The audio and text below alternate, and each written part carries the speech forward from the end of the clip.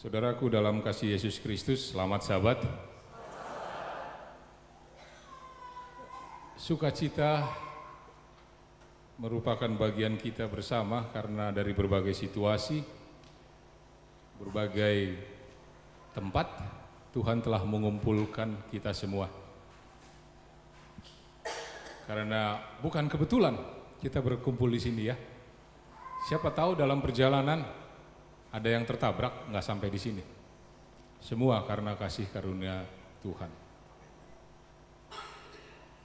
Kami The Seven Singers bersyukur kepada Tuhan karena melalui kasih yang diperkenalkan kepada manusia, kami mendapat kasih dari jemaat Dieng dan para tamu yang memperkenankan kami untuk melayani dan belajar bersama serta berbakti kepada Tuhan yang Maha Kuasa. Saya senang juga untuk menyebutkannya Tuhan yang Maha Esa karena Alkitab pun menyebutkannya begitu ya. Betul saudaraku? Allah itu Esa. Tiada Allah selain Allah yang kita kenal. La ilaha illallah. Allah itu Esa. Saudara boleh cek nanti di Kejadian 6 ayat 7. Ulangan 6 ayat 7 atau di buku Wahyu. Allah itu Esa. Dan di dalam keesaannya itu kita berkumpul di sini. Saudaraku, karena yang datang melayani pada sahabat ini adalah para penyanyi, kami akan mempersiapkan hati kita semua untuk mendengarkan firman Tuhan. 2 buah lagu yang menyatakan bagaimana besarnya kasih Allah. Dan Allah hadir di rumahnya. Berdiam dirilah di hadapan hadirat Tuhan. 2 buah lagu yang memuji Tuhan, mempersiapkan hati kita. The Seven Singers.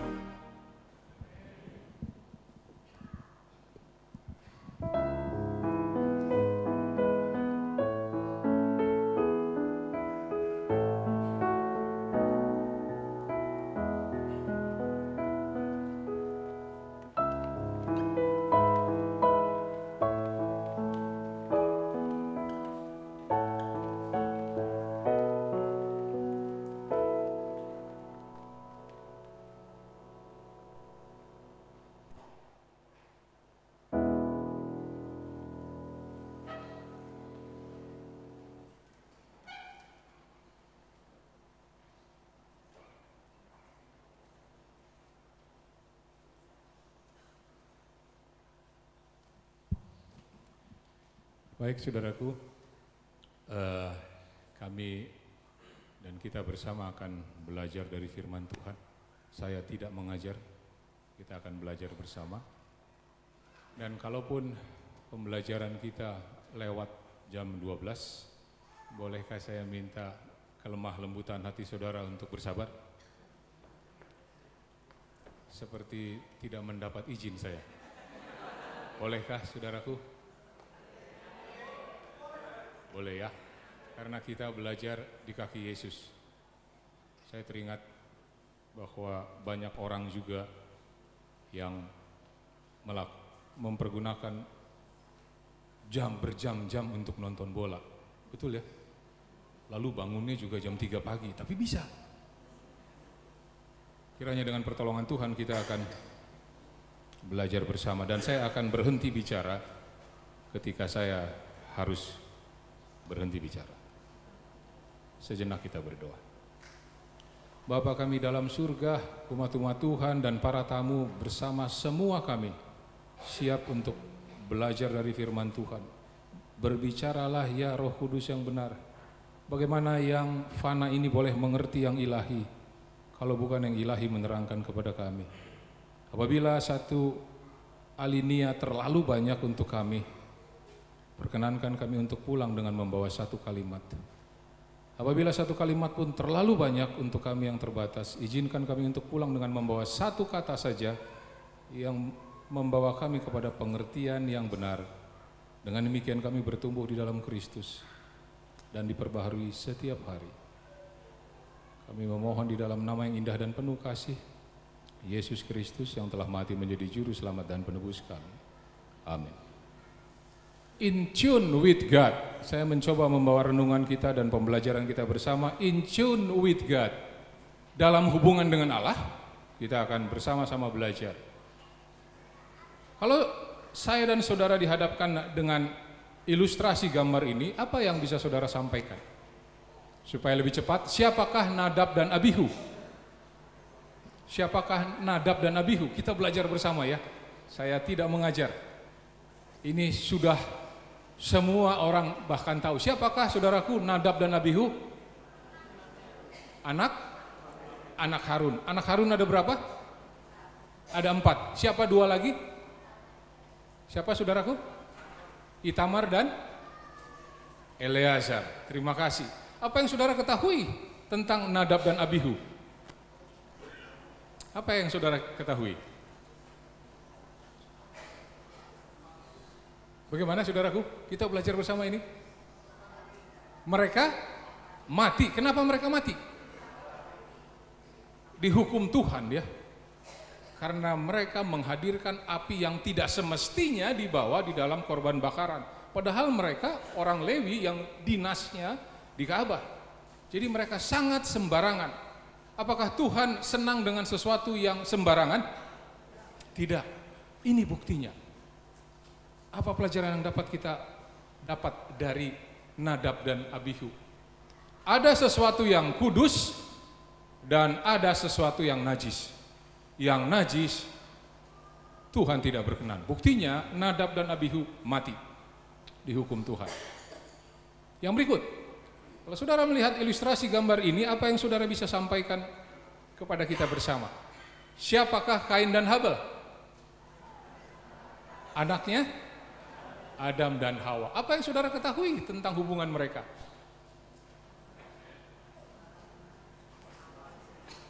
Habel membawa persembahan, Kain juga membawa sama-sama yang terbaik. Tapi persembahan siapa yang diterima? Kenapa diterima? Kenapa diterima, saudaraku? Karena sesuai dengan perintah Allah. Orang tuanya mengajarkan, kalau mau bawa persembahan berbakti kepada Tuhan, harus bawa anak domba yang tak bercacat sebagai lambang bahwa akan datang Kristus yang memikul dosa kita sebagai manusia. Persembahan Kain diterima enggak? Kenapa enggak diterima? Kenapa enggak diterima? Karena tidak sesuai. Pelajaran yang bisa saya dan saudara peroleh dari sejarah ini adalah dia pikir dia benar. Bukankah kita sering juga berbakti seperti itu? Wah, ini yang terbaik buat Tuhan. Dia pikir saya benar. Yakin sekali. Tapi ternyata tidak diterima oleh Tuhan karena kita harus menurut. Yang berikut, apa yang saudara ketahui kalau melihat ilustrasi gambar ini? Ini adalah sejarah peristiwa di mana, saudaraku? Atau dikenal dengan peristiwa anak lembu emas. Ada apa rupanya di sana? Ada apa di sana? Menyembah berhala. Terima kasih, Pak. Dan ini ya sesuatu yang luar biasa. Ketika Musa turun, Tuhan suruh turun dari Gunung Sinai, ketika Musa menerima 2 loh batu, turunlah bersama dengan Joshua. Joshua memberikan reaksi. Saya mendengar dari perkemahan kita seperti apa, saudaraku katanya? Seperti orang sedang berperang. Kalau orang berperang itu sepi atau berisik? Berisik, nggak ada orang adu pedang dianya lalu wah, ribut sekali. Itulah kesan yang diterima oleh Joshua. Sementara Musa mengatakan apa? Tidak, bukan orang berperang, saya sedang mendengar orang bernyanyi berbalas-balasan. Jadi nyanyian yang dipergunakan adalah nyanyian yang rame, berisik. Kalau saudara pelajari ada sesuatu yang luar biasa di sana. Makanya Tuhan marah sekali, 3.000 orang mati dengan cara yang mengenaskan. Karena di sana ada sensualitas. Mereka melakukan hal yang tidak pantas di hadapan Tuhan. Karena mereka meniru perbaktian orang-orang kafir. Orang kafir itu musiknya berisik, dansa-dansi dan apa lagi. Di sana, maaf kata, ada hubungan yang tidak pantas secara fisik. Jadi bukan hanya fisik yang berhubungan secara tidak pantas, rohani pun terjadi perzinahan. Makanya Tuhan begitu marah. Apa yang bisa kita pelajari? Dan jangan lupa saudara, kalau saudara baca perikop ini, bangsa Israel mengatakan, lihatlah Allah yang telah mengeluarkan kita dari negeri Mesir. Dia tunjuklah patung anak lembu emas. Bayangkan saudara. Karena mereka meniru dari bangsa kafir sekeliling mereka. Bayangkan perasaan Allah seperti apa. Saya yang bawa bangsa ini keluar dari Mesir, malah ditunjuk. Yang ditunjuk adalah benda mati. Luar biasa. Dan mereka mengatakan sehari sebelumnya, besok hari raya untuk Tuhan. Tapi tindakannya menghina Tuhan. Dan membawa nama Tuhan, mencampur adukannya dengan yang najis. Itulah pelajaran ketiga tentang berbakti, worship to God. Yaitu apa? Adalah kekacauan mencampurkan yang kudus, membawa nama Tuhan, besok hari raya untuk Tuhan, sementara tindakannya adalah sesuatu yang najis. Luar biasa. Sekarang kita mendapatkan paling tidak ada 3 pelajaran rohani tentang berbakti, memuji Tuhan. Yang pertama, kudus berbeda dengan yang najis. Jangan menganggap saya tahu kalau tidak bersandarkan kepada ketentuan Allah. Yang ketiga, jangan mengacaukan sesuatu dalam perbaktian kita yang kudus menyebut nama Tuhan, tapi tindakan kita adalah tindakan menghina Tuhan. Itu adalah kekacauan. Kalau kita perhatikan, ada yang kudus, ada yang najis, ada yang benar, ada yang salah, ada yang kacau, ada yang teratur. Dari mana nilai-nilai ini ada? Dari mana nilai-nilai ini ada? Saya menyebutnya sesuatu yang mulia. Saya menyebutnya SK 315. Apakah SK 315? Surat Ketetapan 315. Dicatat di dalam buku Kejadian 3 ayat 15. Allah mengadakan ketetapan. Inilah suratnya. Surat Ketetapan 3:15. Saya rindu kita sama-sama belajar. Kita baca bersama-sama. 1, 2, 3. Aku akan mengadakan permusuhan antara engkau dan perempuan ini, antara keturunanmu dan keturunannya. Keturunannya akan meremukkan kepalamu dan engkau akan meremukkan tumitnya. Kita belajar bersama saudaraku. Siapakah aku di sini? Allah sendiri akan mengadakan, menetapkan. Di mana ditetapkan? Di mana ini? Dialog ini terjadi di mana? Di surga atau di Taman Eden? Di Taman Eden. Allah mengadakan ketetapan permusuhan. Lihat ini, permusuhan antara engkau dan perempuan ini. Siapakah engkau di ayat ini? Siapa saudaraku? Setan sendiri, ular. Lalu perempuan ini siapa? Hawa. Antara keturunanmu dan keturunannya, antara keturunanmu di sini siapa? Keturunan setan. Apakah setan punya istri sehingga dia punya keturunan? Saya lewat dulu ya. Baik, keturunannya siapa dimaksud dengan keturunannya di sini? Keturunan Hawa. Bahasa Inggris lebih tajam. Yang berikut ini, keturunannya akan meremukkan kepalamu. Jadi keturunan Hawa akan meremukkan kepala ular. Bahasa Inggris lebih tajam. Tidak disebutkan keturunannya. He. Jadi menunjukkan kata ganti orang ketiga tunggal. He shall bruise your head. Dari situ kita bisa tahu bahwa hanya satu juru selamat yang meremukkan kepala ular di Golgota. Tidak ada dua juru selamat. Hanya satu juru selamat. Dan engkau, iblis, akan meremukkan tumitnya Yesus di Golgota. Coba perhatikan, tidak disebut keturunanmu akan meremukkan tumitnya. Itu menunjukkan pada waktu di Golgota yang hadir adalah iblis sendiri. Lihat saudara. Ini ayat adalah ketetapan yang Allah tetapkan. Harus bermusuhan. Makanya ada yang benar dan salah. Ada yang kudus, ada yang najis. Enggak bisa itu bersatu. Karena Tuhan bilang harus bermusuhan. Nggak cocok ini kalau bersatu. Ya. Karena hanya satu juru selamat, yaitu Yesus Kristus, kita mudah mengerti ketika Musa memohon kepada Allah. Allah mau membinasakan bangsa Israel. Tuhan jangan. Kalau perlu, kata Musa, hapuskan nama saya dari buku kehidupan. Apakah Allah mengizinkannya? Oh tidak. Kalau Allah mengizinkannya, juru selamat bangsa Israel menjadi Musa. Hanya Yesus yang dapat menjadi juru selamat manusia. Sedikit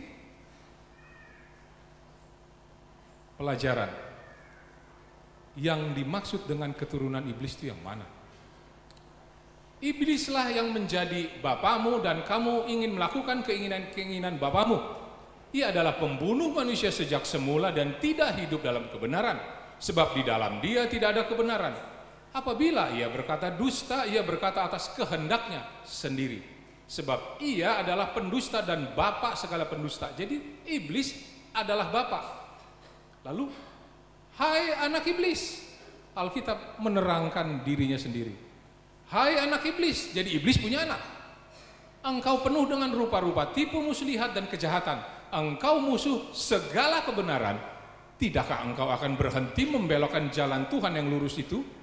Lebih lanjut, inilah tandanya anak-anak Allah dan anak-anak iblis. Setiap orang yang tidak berbuat kebenaran tidak berasal dari Allah. Demikian juga barang siapa yang tidak mengasihi saudaranya. Jadi siapa saja yang tidak berbuat kebenaran itu adalah anak iblis. Sepertiga malaikat yang jatuh dari surga itu adalah anak-anak iblis. Siapa lagi? Siapa saja yang mengikut karena dia bertentangan dengan kebenaran. Dan orang-orang jahat. Itulah keturunan iblis. Jadi sekarang kita sudah belajar tentang SK 315. Ada permusuhan. Saudara dan saya harus memilih, mau memilih setan atau memilih Allah. Nggak ada yang netral, nggak ada yang netral. Tidak ada yang diam, saya capek Tuhan. Ya mbok, nggak usahlah bermusuhan. Nggak bisa, semua manusia harus mengadakan pilihan.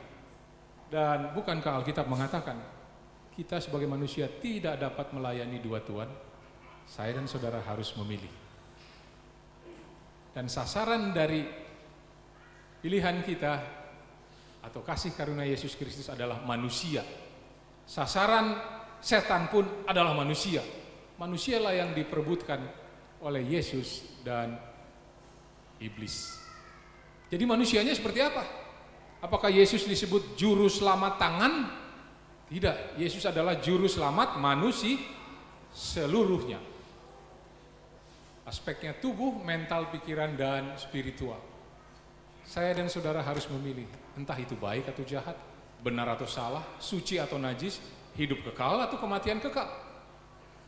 Dan ketika saya harus memilih dan saya memilih Tuhan, di situ ada hubungan. Saya cun nggak dengan Tuhan? Atau saya cun dengan iblis? Demikian pun saudaraku ketika kita akan membahas, belajar bersama tentang musik. Musik dalam konteks rohani tidak netral. Entah dia mau melayani Allah atau melayani iblis. Bukankah iblis yang berkata, aku hendak menyamai yang maha tinggi. Jadi kalau Allah disembah dengan puji-pujian musik, saya juga mau. Saya mau seperti Allah yang maha tinggi. Musik tidak netral dalam konteks rohani. Ada nasihat-nasihat saya rindu saudara bawa pulang. Perhatikan ini saudaraku. Testimoni halaman 79. Setan mengendalikan setiap pikiran yang tidak tegas di bawah pengendalian Roh Allah. Jadi kalau saya ragu-ragu mau ke sini, biasanya setan lebih giat untuk menyambar kita. Nasihat lain yang kita peroleh pada Sabat ini adalah, saya akan lanjutkan nasihatnya kita akan peroleh. Jadi kita dapat permusuhan. Kapan permusuhan pertama kali ada di alam semesta ini? Di surga, antara Lucifer dan Yesus. Lalu dilanjutkan kemana? Di bumi, di Taman Eden dilanjutkan. Sampai sekarang masih bermusuhan. Tapi berita baiknya, permusuhan akan berakhir ketika akhir 1000 tahun. Wahyu 20 ayat 10. Dosa dihapuskan, nggak ada lagi permusuhan. Jadi sekarang ada permusuhan di bumi, di lingkungan kita, di hati dan di pikiran kita, di ruangan ini ada permusuhan. Ada nggak permusuhan saudaraku di ruangan ini? Ada di hati kita, pertempurannya kan ada di hati kita. Ada nggak kira-kira permusuhan di sini, di ruangan ini? Bisa jadi ada. Hati sanubari kita yang satu mengatakan, Pak jangan kelamaan lah Pak, saya sudah lapar ini. Yang satu sanubari lagi bilang, ini belum seberapa lama berbanding nonton bola. Dan apabila kita mengikuti pulang dengan kesegaran, bukankah itu berkat? Mungkin saja terjadi permusuhan di hati. Tapi mudah-mudahan tidak ya Pak ya. Karena ini semua umat Tuhan. Semua rindu mendengar kebenaran Tuhan. Di mana terjadi pertempuran? Yang diperebutkan kita, manusia. Terjadinya di mana? Di hati. Di mana hati, saudaraku? Ada orang bilang, oh saya sakit hati di sini. Hati di sini juga. Di sini hati. Di mana hati? Posisinya di mana? Ibu-ibu kan zaman dulu kalau bilang, saya sakit hati, kenapa? Wah ini dia tepuk-tepuk. Hati di sini? Atau di sini? Atau di sini? Di mana hati? Saya mengundang kita untuk belajar bersama. Nanti siang sampai sore kita akan belajar tentang musik yang dikaitkan dengan hati. Hati kita ada di bagian depan kepala kita. Wahyu mengatakan di kening, di dahi. Jadi kalau saya sudah memilih di hati, umat-umat Allah telah dimeteraikan di hatinya, disitulah hati. Bukan di sini, bukan di sini. Kenapa di hati? Bagian kami untuk menjelaskannya nanti siang. Ada apa sih di frontal lobe ini? Ya. Kita akan belajar bersama. Yang menarik adalah René Descartes, filsuf dari Prancis mengatakan demikian. Cogito ergo sum. Artinya, saya berpikir, maka saya ada. Jadi kalau saudara tidak berpikir, tidak memilih, jangan-jangan saudara tidak eksis. Manusia harus berpikir, harus memilih. Hati, ini nasihat yang berikut, hati atau pikiran kita adalah ibu kota tubuh. Perhatikan saudara, ini ibu kota. Kalau ibu kota sudah dikuasai oleh Tuhan atau oleh setan, seluruh tubuh akan dikuasai. Bukankah ini pusat komandonya? Ya. Apalagi nasihat bagi kita. Saraf-saraf otak, perhatikan saudara, yang berkomunikasi dengan seluruh sistem dalam tubuh maksudnya, adalah satu-satunya medium melalui mana surga dapat berkomunikasi dengan manusia dan mempengaruhi hidupnya yang paling dalam. Roh nubuat yang mencatatnya. Jadi hati adalah tempat Allah berbicara kepada kita dan tempat di mana setan juga berbicara kepada kita. Makanya saya senang itu lagu ya. Jagalah hati. Ya. Memang harus dijaga. Kenal lagu itu ya? Jagalah hati. Kalau hati udah nggak dijaga, tuannya ini bisa salah satu dari Tuhan atau iblis. Harus dijaga. Yang berikut, ini masih nasihat.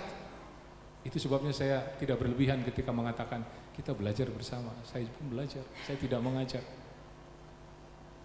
Yesus adalah guru besar kita. Dari roh nubuat, untuk ribuan tahun setan telah berpengalaman mempelajari pikiran manusia dan ia telah belajar dengan begitu baik. Dengan cara yang halus, perhatikan saudara, dengan cara yang halus dalam akhir zaman ini, bukankah sekarang akhir zaman? Ia menghubungkan pikirannya dengan pikiran manusia, mengilhaminya dengan pikirannya. Memang dia bekerja terus, nggak ada istirahat ya. Yang berikut, ini masih sambungannya. Dan ia sedang melakukan pekerjaannya dengan cara menipu sehingga mereka yang menerima tuntunannya tidak menyadari bahwa mereka sedang dipimpin olehnya melalui kehendaknya. Penipu ini, penipu besar itu sangat berharap membingungkan dan mengacaukan pikiran dari wanita dan dari pria dan wanita sehingga tidak ada lagi yang terdengar kecuali suaranya. Nenek moyang kita Hawa bingung, membingungkan dan mengacaukan. Allah menetapkan semua pohon dalam taman ini boleh kau makan buahnya kecuali satu. Lalu datang Allah meneruskan, kalau kamu makan kamu mati. Datang setan,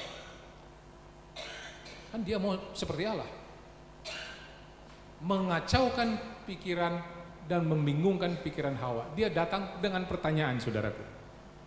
Bukankah semua buah dalam taman ini jangan kamu makan? Lihat, mirip-mirip. Allah berfirman, semua boleh kecuali satu. Setan bilang, bukankah semua tidak boleh? Dan kalau kamu makan, kamu tidak akan mati. Wah, berani dia menetapkan seperti itu. Ya. Lebih lanjut, ini yang menggoda. Bingung jadi, nenek moyang kita bingung. Allah bilang begini, setan bilang begini. Ular ini menarik sekali. Ya. Bingung dia, kacau pikirannya, lalu dicerna, dia mengerti, dia mengambil keputusan, barulah menjadi pelanggaran. Hati-hati saudaraku, di dalam bermusik pun demikian. Setan akan memberikan pengertian-pengertian yang membingungkan, mengacaukan pikiran kita dalam rangka menipu, sehingga kalau tidak bersandar kepada Tuhan, kita pasti jatuh. Karena apa? Malaikat saja yang sempurna sepertiga jatuh.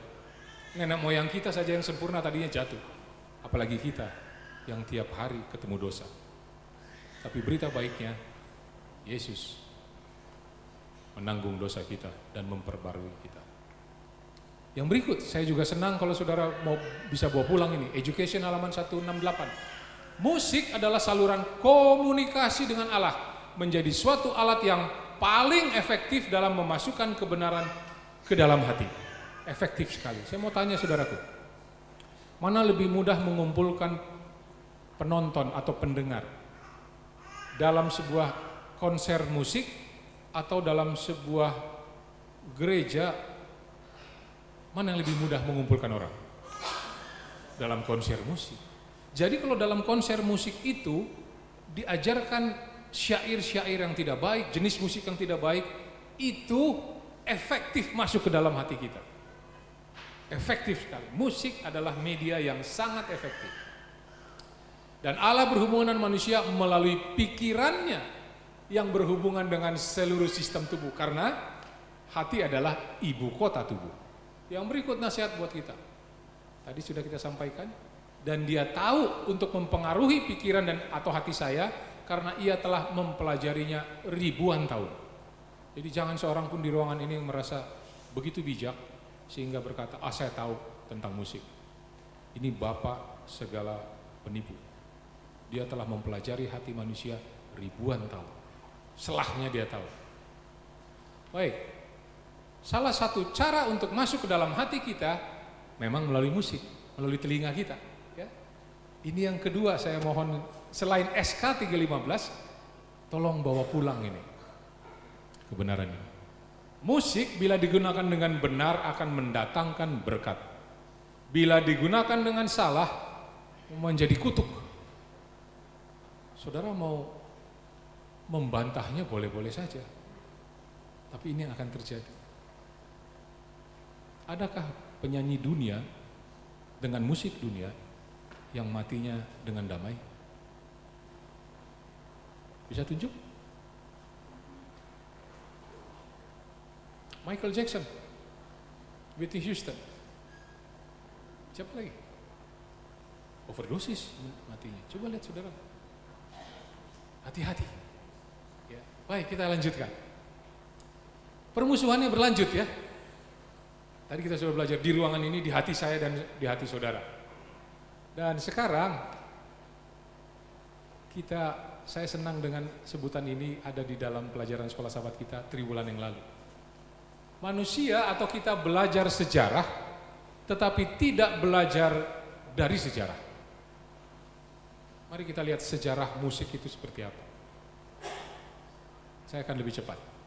Supaya kita tahu apa sih yang terjadi pada masa yang lalu atas umat Tuhan yang berkaitan dengan musik. Yang pertama, tadi sudah kita pelajari, patung anak lembu emas di kaki Gunung Sinai.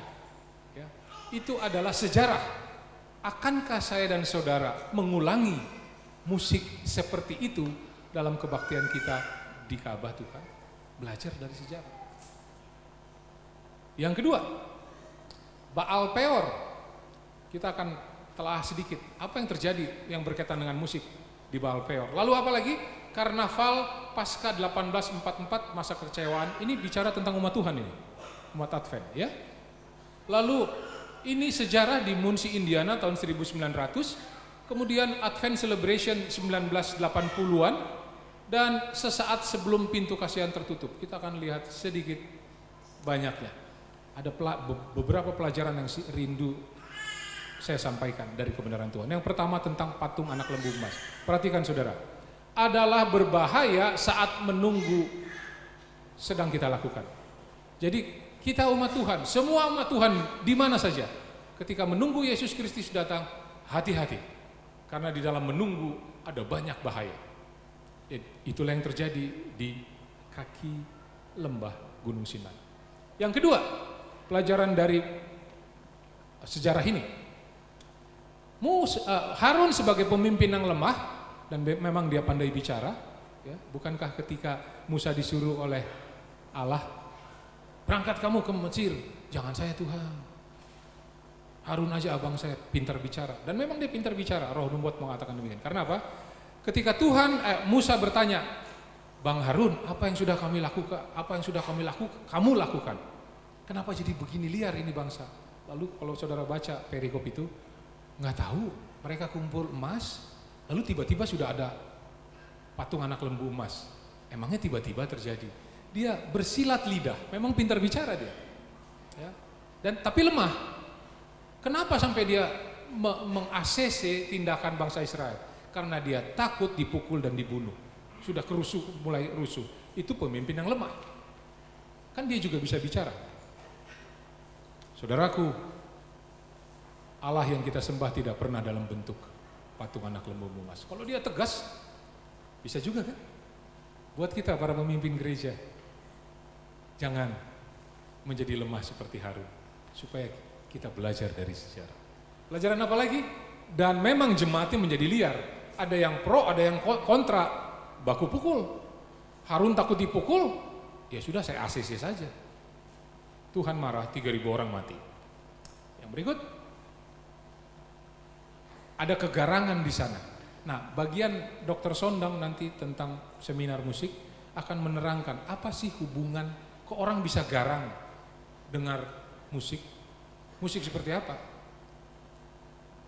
Bangsa Israel menjadi garang ketika memainkan musik seperti yang mereka tiru dari bangsa kafir. Dan musiknya, musik yang hingar-bingar. Roh Nubuat mengatakan ada perilaku seksual di sana. Mengagetkan. Umat Tuhan ini. Yang berikut, bikin patung dan mezbah bawa nama Tuhan. Besok hari raya untuk Tuhan. Apalagi pelajarannya? Mereka begitu buta kekacauan percampuran yang kudus dan najis, dan menyebutkan inilah Allahmu yang telah menuntun engkau keluar dari Mesir, ayat 4. Nasihat dari Tuhan. Tuhan yang sejati telah menyatakan bahwa bukan Dia yang dimuliakan dan dipuji dalam kegaduhan dan kebingungan. Tuhan yang lain sedang disembah. Iblis-iblis dalam rupa manusia hadir di sana. Sangat tajam. Yang berikut nasihatnya. Kita lanjutkan dulu dengan apa sih yang terjadi. Sejarah literatur menyebut Baal Peor. Ada apa di sana? Bangsa Israel juga sedang menunggu mau masuk tanah Kanaan. Mereka menunggu berkemah di lembah Sitim. Kenapa disebut Sitim? Karena di sana banyak pohon akasia grove, disebut lembah akasia, dan nyaman karena di sini teduh. Menunggu instruksi mau masuk negeri Kanaan. Apa yang terjadi? Bahaya dalam menunggu. Mereka murtad di Bukit Peor namanya. Menyembah Baal yang namanya Peor. Baalnya bangsa kafir. Peor itu artinya Tuhan rumah Horus. Rumah Horus itu semacam tempat keagungan dari Horus. Keagungan dari Peor. Ya, jadi ini bisa dibilang bapaknya dewa ini. Bapaknya dewa. Apa yang terjadi selanjutnya dicatat? Patriarch and Prophets. Menunggu merasa aman dan nyaman karena teduh, percaya diri mereka. Lalu muncullah gagasan oikumena dengan agama-agama kafir di sekitar, yaitu bangsa Moab dan Midian. Lalu mereka terbiasa ikut menyembah Baal karena bergaul. Lalu motif dibalik jubah persahabatan, lalu Bileam, nabi Tuhan, mengajak Israel untuk hadir dalam perayaan Baal. Kita kan mau bersahabat. Jadi kalau bersahabat, saya boleh menyimpang dari perintah Tuhan? Nggak boleh kan? Kita bersahabat, mengajarkan kebenaran. Jadi ikut bangsa Israel dalam perayaan Baal. Perhatikan yang berikut saudaraku, dicatat dalam Patriarch and Prophets. Bangsa Israel terpikat oleh musik lagi, dan tari-tarian keindahan busana kafir dan pemanjaan anggur. Rupanya kalau ada perbaktian yang najis, selalu unsurnya itu ya, ada musik, ada tarian, ada anggur, itu rupanya susah dipisahkan. Ya. Dan mereka ikut mempersembahkan korban di altar Baal. Kenapa? Kan kita bersahabat. Nanti nggak enak sama mereka. Gantinya mereka mengajarkan kebenaran, mereka dibawa kepada kebenaran yang asing. Dan para pemimpin Israel terlibat, bukan hanya jemaatnya. Dan memang terjadi di sana perzinahan rohani dan perzinahan badani. Di Sitim, bilangan 25, saudara boleh baca di rumah nanti. Ada perzinahan antara perempuan Moab dan Midian. Ini bangsa-bangsa di sekitar lembah Sitim. Balak, yaitu Raja Moab, bertentangan dengan Bileam. Saya kasih tanda kutip, dia memang Nabi Tuhan. Tapi Nabi Tuhan pun bisa salah, mengajarkan umatnya untuk menyembah Baal. Ada seorang namanya Zimri bin Salu, dia pemimpin suku Simeon, bangsa Israel ini. Dia berzina dengan perempuan sundal namanya Kosti binti Zur, putri kepala puak atau suku di Midian. Jadi ini bangsa yang non-Yahudi, non-Israel. Lalu dia datang ke perkemahan. Apa sih yang sedang terjadi? si Zimri ini datang dengan si Kosti ini datang. Dia nggak tahu yang terjadi. Padahal sudah tegang sekali semua karena Tuhan sedang marah. Lalu kita ketemu dengan nama yang tadi, Pinehas anak imam besar Eleazar. Jadi dia cucunya Harun. Dia begitu marah, diambil tombak, dia tombaklah Zimri dan si Kosti ini di perutnya. Setelah mati barulah Tuhan surut murkanya. Lihat saudaraku, hati-hati dengan mengadakan musik yang berkaitan dengan dunia. Yang berikut, sedikit lagi. Paskah 1844, masa kekecewaan besar. Setelah itu, ada yang namanya kefanatikan, merasa diri kudus atau suci, fanatik dalam berbagai bentuk, termasuk musik. Di sana ada kegairahan, kebisingan, dan kebingungan. Sebagian tampaknya seperti mendapat khayal dan jatuh ke lantai. Itu suasana perbaktiannya. Yang lain melompat, menari, dan berteriak. Mereka menyatakan bahwa tubuh daging mereka disucikan dan siap menerima pengangkatan. Mereka merasa harus dilakukan, mereka merasa itu harus dilakukan. Kalau tidak mereka akan hilang. Aneh ya? Ini aneh kan, seperti ajaran sesat. Dan itu yang terjadi kepada umat Tuhan setelah masa kekecewaan 1844. Roh Nubuat menjelaskan tentang hal ini. Manusia menjadi bersukaria dan dikuasai oleh suatu kuasa yang dianggap sebagai kuasa Tuhan. Mereka menyatakan bahwa mereka di luar kuasa pencobaan, melibatkan sensualitas ketelanjangan pria dan wanita. Dikutip dari buku Maranatha halaman 234. Ini umat Tuhan loh. Yang berikut tahap Munsi Indiana. Dalam literatur musik Advent ini selalu disinggung. Adalah suatu perkemahan orang Advent di Muncie, Indiana di Amerika bulan September tahun 1900. Dan Ellen G. White telah mendapatkan khayal ini bulan Januari tahun 1900. Apa yang terjadi rupanya? Ini perkemahan umat Tuhan. Mereka menyanyi, tidak mempergunakan lagu Sion kita. Mereka mempergunakan lagu Sion dari sumber lain yang namanya adalah Spicy Garden. Dan apa yang terjadi di sana? Mereka melompat-lompat, haleluya, praise the Lord, jatuh ke lantai, musiknya begitu bising. Ada satu drum di sana, ada satu bass, ada satu biola, dan ada satu piano. Begitu bersemangat mereka. Haleluya, praise the Lord katanya. Tapi nasihatnya yang berikut ini sangat menarik. Ellen G. White menulis bahwa hal musik yang tadi terjadi akan terjadi lagi sebelum pintu kasihan tertutup. Jadi sebelum pintu kasihan tertutup, tidak lama lagi umat-umat Tuhan, musiknya pun musik yang berisik. Nasihatnya bagi kita, segala yang tidak suci akan dinyatakan. Akan ada teriakan dengan drum, musik, dan tari-tarian. Dan ini mereka sebut gerakan oleh Roh Kudus. Kebenaran pada masa kini tidak membutuhkan hal-hal seperti ini dalam pekerjaan menobatkan jiwa. Enggak perlu. Nasihat selanjutnya, Roh Suci tidak pernah menyatakan dirinya dengan metode atau cara yang semacam itu dalam cara yang begitu ribut. Jadi ada orang berbakti, loncat-loncat, praise the Lord, semangat sekali. Saudara sedang ngapain? Oh, saya sedang dipenuhi dengan Roh Kudus. Apakah seperti itu? Nasihat buat kita sangat jelas. Roh Kudus tidak pernah menyatakan dirinya dengan metode atau cara yang semacam itu dalam cara yang begitu ribut. Enggak pernah. Yang berikut nasihat. Kebisingan dan berteriak-teriak bukanlah bukti dari adanya penyucian atau hadirnya Roh Kudus. Keadaan ini di Indiana dalam perkemahan ini disuguhkan oleh roh penipuan. Bukankah iblis menipu? Iblis menipu. Yang berikut masih tentang ini. Gerakan-gerakan fanatik ini, bunyi-bunyian yang gaduh adalah diilhami oleh roh setan. Tajam sekali.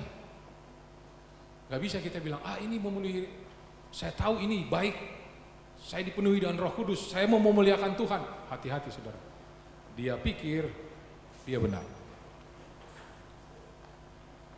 Ini sudah kita singgung dan memang berisik. Bandingkan lagi dengan apa yang terjadi di Gunung Karmel.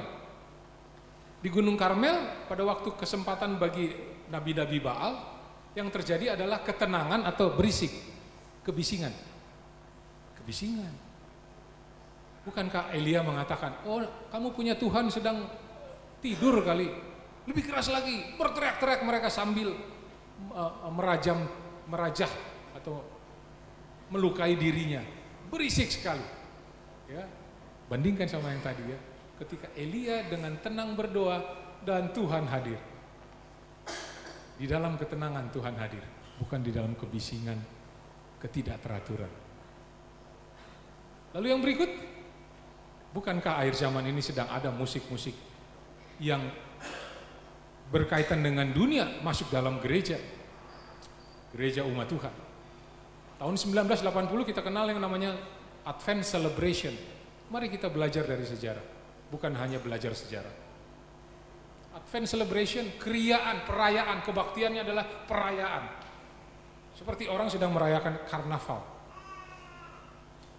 Mereka mengangkat tangan dan mengainkan badan ke depan dan ke belakang layaknya gereja modern. Seperti dalam karnaval, bukan dalam perbaktian. Makanya namanya celebration.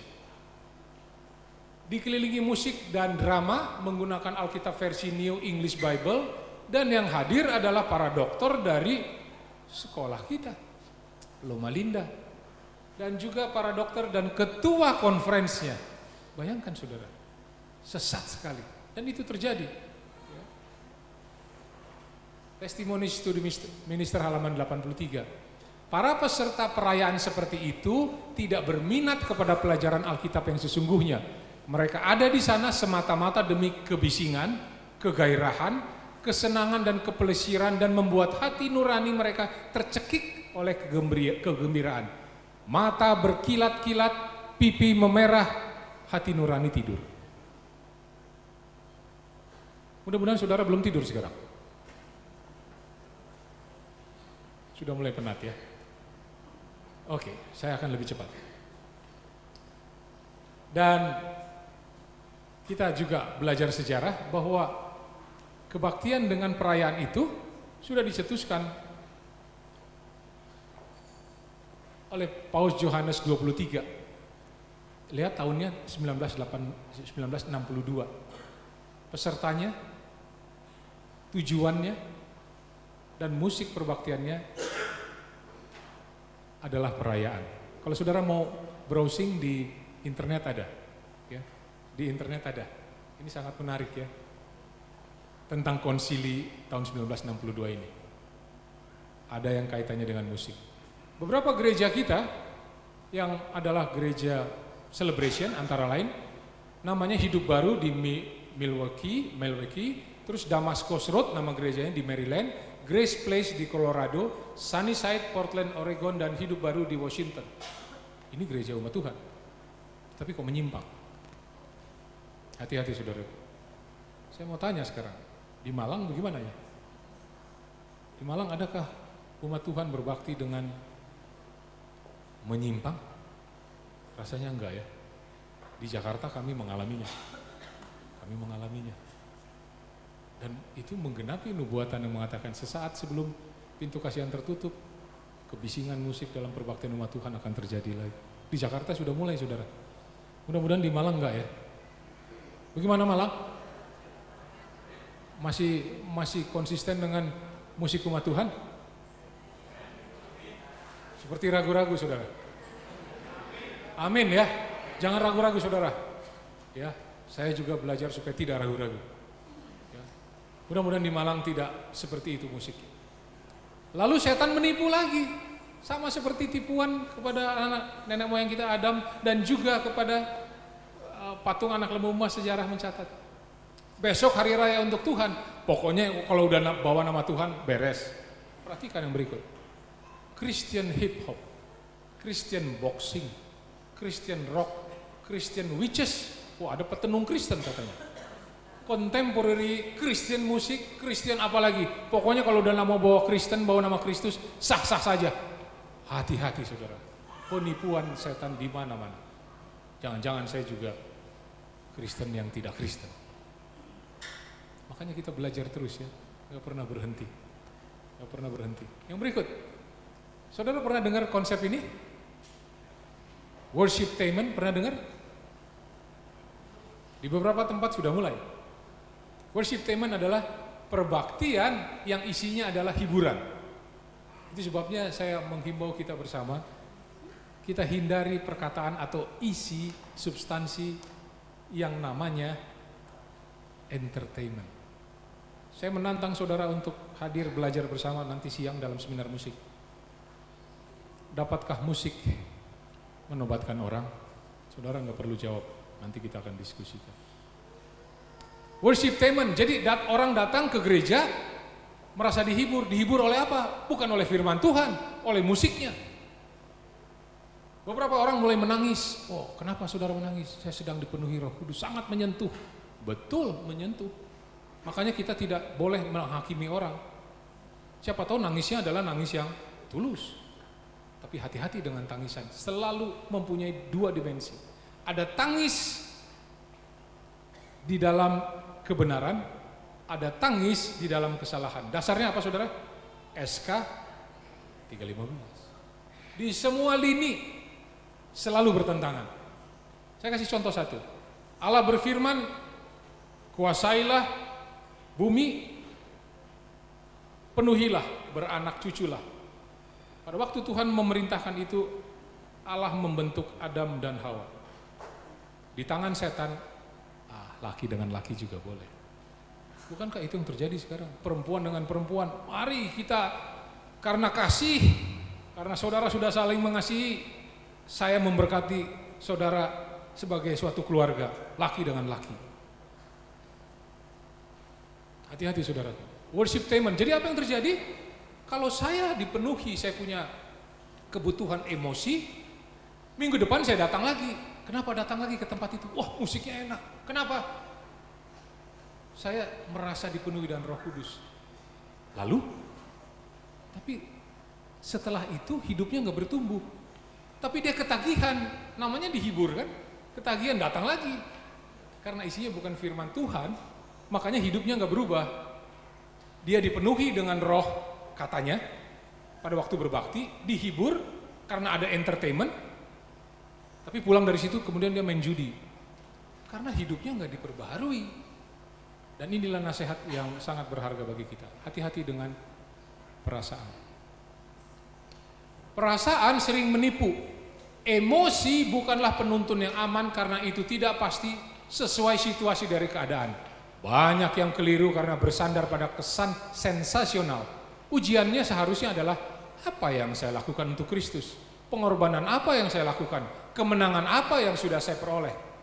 Roh mementingkan diri ditaklukkan. Keinginan untuk tidak memenuhi kewajiban ditolak. Hasrat dilembutkan, kemauan, sukacita penurutan diserahkan kepada Kristus adalah bukti-bukti yang lebih besar bahwa engkau adalah anak Allah daripada keagamaan yang tidak menentu dan keagamaan yang emosional. Hati-hati dengan emosi saudara. Di tangan Tuhan emosi bisa menjadi baik, benar. Di tangan iblis emosi pun bisa dia selewengkan. Enggak ada yang aman saudara. Apa saja termasuk emosi. Yang lain, kesan dan perasaan bukanlah bukti pasti bahwa seseorang dipimpin Tuhan. Setan akan apabila tidak diwaspadai memberikan perasaan dan kesan. Ini bukanlah penuntun yang aman. Testimoni 1 halaman 413. Jadi hati-hati dengan perasaan saudara. Dan setan menipu melalui musik. Padahal kita sedang dibawa di dalam kesalahan.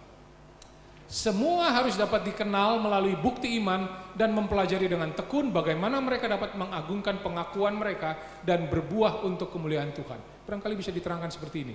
Kalau saya mendapat uang 5 juta, saya punya perasaan, emosi saya, wah, senang. Itu perasaan. Tapi kalau saya rugi 50 juta, perasaan saya sedih. Tetapi yang namanya iman, sudah hilang 5 juta masih bilang, puji Tuhan, karena yang hilang adalah 5 juta bukan nyawa saya. Itu iman. Ketika sudah susah, Tuhan saya tetap berharap kepadamu. Itu iman, bukan perasaan. Selanjutnya, hati-hati dengan setan, karena dia perasaan pun dia bisa pergunakan, karena dia telah mempelajarinya dengan baik. Dengan upaya yang giat pada akhir zaman, ia menghubungkan pikirannya dengan pikiran manusia, menyusupkan pikirannya, dan ia melakukannya dengan begitu menipu, sehingga mereka yang menerima tuntunannya tidak menyadari bahwa mereka sedang dipimpin sesuai kehendak Tuhan. Begitu halus, tiba-tiba kita menyadari kita sudah di luar garis. Berikutnya, penipu besar itu berharap membingungkan pria dan wanita sehingga hanya suaranya yang terdengar. Kalau sudah bingung, selalu didonder, ini benar, ini benar. Ya menjadi bingung kita. Setan terus-menerus berupaya mempengaruhi pikiran atau hati manusia dengan seni yang halus. Ia adalah mastermind. Pemberian Allah, tadinya dia mempunyai karunia Allah, tetapi diselewengkan dengan semua kemampuan yang mulia untuk menentang dan membuat nasihat yang maha tinggi tidak berpengaruh. Dia giat sekali bekerja. Rencana dan alat setan adalah selalu penipuan. Kita harus selalu mengingat bahwa ia datang kepada kita dengan membingungkan, menyembunyikan motifnya dan karakter godaannya. Ia datang dengan jubah terang, layaknya jubah malaikat Tuhan, sehingga kita tidak menyadari bahwa itu adalah dia. Terang saja, dia mau menipu. Ya, tiba-tiba kita bilang, wah ini musik yang bagus, memuji Tuhan. Ya dia sedang menipu. Karena dia sedang menarik orang memuji dia, bukan memuji Allah yang benar. Baik, sedikit lagi. Mereka yang menemukan kesenangan dalam memikirkan pandangan yang tidak suci, mereka yang memilih pemikiran jahat, pandangan nafsu, akan berhadapan dengan dosa yang terbuka dengan beban malu dan duka hati, kejahatan alamiah yang disembunyikan dalam ruang jiwa. Jadi kalau saya menyembunyikan sesuatu, saya pelihara sesuatu yang tidak benar, hati-hati saudara. Yang berikut, hati ini menarik sekali. Hati tidak seketika berubah dari murni dan kudus menjadi menyimpang, korup dan jahat. Enggak seketika. Dibutuhkan waktu atau proses mengalami perubahan dari bentuk gambar Allah menjadi brutal dan seperti setan. By beholding we become changed. Itu sebabnya tidak berlebihan ketika kita bilang Salomo tidak segera memerintahkan, itu ada perempuan cantik sedang mandi, panggil dia ke istana. Tidak, saudara. Ada prosesnya di sana. Karena hati dia juga dituntun oleh Tuhan kan. Panggil itu cantik. Besok dia bayang-bayangkan lagi, datang lagi ke teras. Oh ada lagi mandi. Mungkin berhari-hari dia perhatikan itu, baru dia ambil keputusan. Ya, enggak seketika, karena Tuhan juga senang, dia juga mau menyelamatkan Salomo pada waktu itu. Hati nuraninya, jangan lagi ke teras, jangan, hati-hati. Yang lain bilang, oh ini cantik ini. Lihat saudara, jadi setelah proseslah saya dan saudara jatuh. Karena Tuhan mau merebut kita, sasaran kasih karunia. Setan mau merebut, tarik menarik, dan terjadinya di hati kita.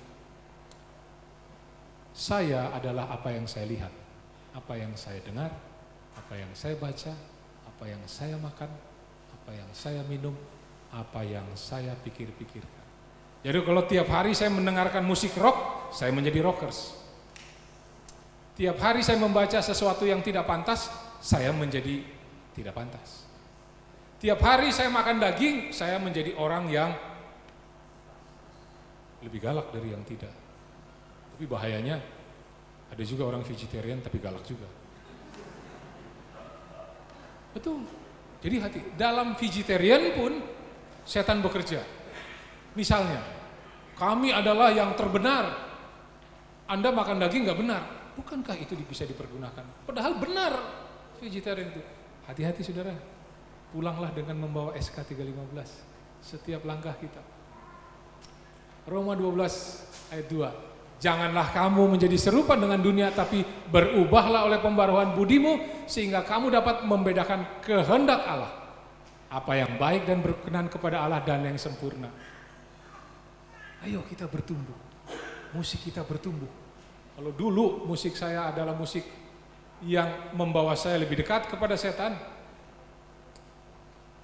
apakah sekarang sudah lebih dekat kepada Yesus?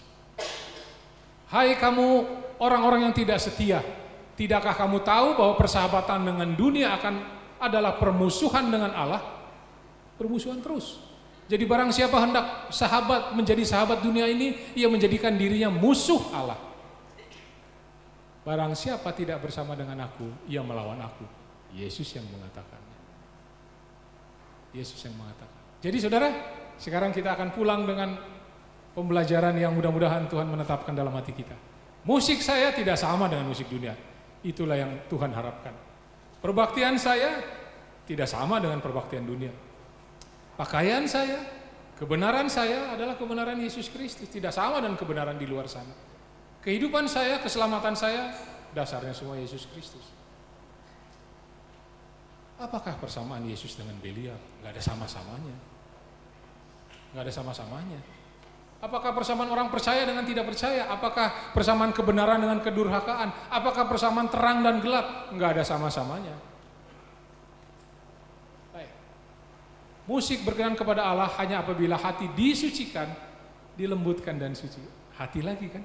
Lihat, saya senang dengan Pak Bambang tadi ya, di kelas sekolah sahabat kita dengan Pak Junaidi. Beliau menegaskan tentang berbakti itu mengandalkan hati. Memang hati. Tempat di mana kuasa Tuhan bermusuhan, berperang dengan kuasa iblis. Terima kasih Pak Junaidi, Pak Bambang sudah menjadi bagian dari pelajaran sekolah sahabat kita, sharing, mengadakan diskusi. Yang berikut, ini bawa pulang juga saudara ya, nggak bisa dibantah ini. Semua perbaktian haruslah dilaksanakan dalam ketenangan dan keagungan, layaknya menyadari Tuhan sendiri hadir. Yang berikut, ini juga bawa pulang saudara. Segala sesuatu yang berkaitan dengan kebaktian yang religius haruslah agung, tenang, hikmat. Saudara mau bantah? Boleh-boleh saja. Tapi kalau saudara mempergunakan musik yang salah, bagian saya dan saudara adalah kutuk.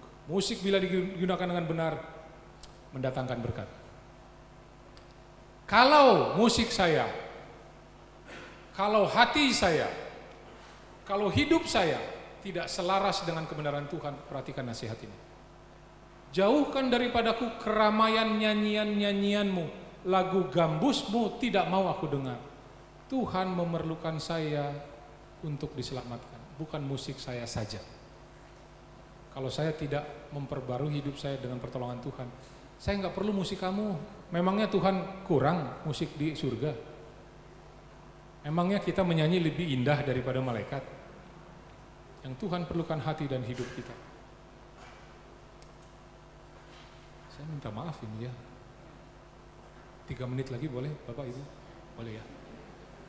Karena disinggung tentang tune, saudara tahu yang namanya tuning fork? Itu garpu tala. Kalau garpu tala itu kan dipukulkan, biasanya nadanya A. Ting, itu A. Ukurannya adalah 440 Hz. Kalau diukur ya dengan satu alat, itu artinya dalam 1 detik ada gelombang yang bergetar sebanyak 440. Deng. Ya. Itu garpu tala. Karena kita bicara tune, alat tune. Ini garpu tala. Ada yang saya pikir semua pernah lihat ya garpu tala ya. Tuning fork. Ini bentuknya seperti ini, ya, ini. Lalu sesuai dengan judul renungan kita, in tune with God. Apakah saya dalam hubungan dengan Allah ketika saya bermusik, ketika saya berbakti? Adakah hubungan saya dengan Allah? Jangan-jangan perbaktian saya hubungannya dengan pribadi yang lain. In tune with God, kita mendapat tantangan dan pertanyaan. Kalau saja semua instrumen harus disesuaikan dengan garpu tala, ya. Kalau saudara pernah lihat pemain band, ketika dia mau main, dia akan selalu tuning dengan alat tuning, ya. A, deng, A semua, D, supaya apa? Supaya ngecun, kata orang awam tuh ngecun. Sebab kalau satu tidak 440 Hz, kemudian yang satu 420, yang keluar adalah nada sumbang, ya, nggak cocok. Ya, nggak ada hubungan yang cocok. Jadi Saya dan saudara harus mempunyai tuning, mempunyai hubungan atas hati dan hidup saya sesuai dengan garpu tala, yaitu kebenaran Tuhan. Tuning gak saya? In tune with God? Apakah itu? Sehingga musik saya, hidup saya, hati saya tuning dengan Allah. Apakah itu yang saya miliki? Dan saudara, pernahkah saudara menyadari bahwa kalau saya memiliki kebenaran dalam bermusik, saya sebarkan itu seperti garpu tala, teng, bunyi gitu. Coba taruh garpu tala yang lain dekatnya, dia juga akan bergetar. Dan hasilnya lebih besar suaranya. Kalau sendiri garpu tala mungkin bunyinya teng. Jajarkan beberapa garpu tala, bunyinya akan tong, lebih besar. Karena ini bergaung. Jadi kebenaran Tuhan di dalam musik, setelah saya tuning kepada Allah, kita menyampaikannya, gaungnya akan besar. Orang lain pun akan tuning kepada Tuhan. Sumber keindahan dalam musik. Hari ini Tuhan menyampaikan tantangan melalui kebenaran. Pilihlah pada hari ini kepada siapa engkau berbakti. Beranikah saya dan saudara berkata seperti Joshua? Apakah kita mau berbakti kepada Allah yang salah? Allah yang najis dengan musik dan perbaktian yang tidak berkenan kepada Allah? Atau saya berani dan saudara berkata seperti Joshua, tetapi aku dan seisi rumahku, kami akan berbakti kepada Tuhan dengan cara yang benar, kepada Tuhan yang benar, di dalam hati yang benar dan hidup yang benar. Kiranya Tuhan memberkati kita semua. Saya bawakan di dalam nama Yesus Kristus. Amin.